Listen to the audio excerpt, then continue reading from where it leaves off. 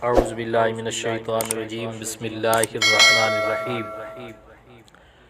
उम्मुल मोमिनीन सैयदा आयशा सिद्दीक़ा रज़ियल्लाहु ताला अन्हा फरमायो,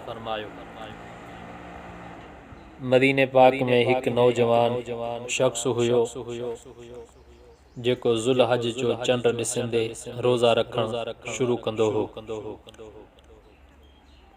इहा ख़बर हुज़ूर सरवरे कौनैन सल्लल्लाहु अलैहि वालैहि वसल्लम ताईं पहुती। पाण उनखे घुराए सबब पुछऊं।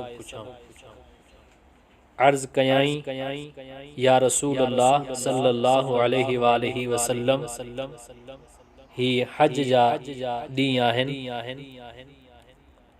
ऐं हिननि में रोज़ा रखां थो। मन अल्लाह उन्हनि जी दुआउनि में मूंखे बि शामिल फरमाए।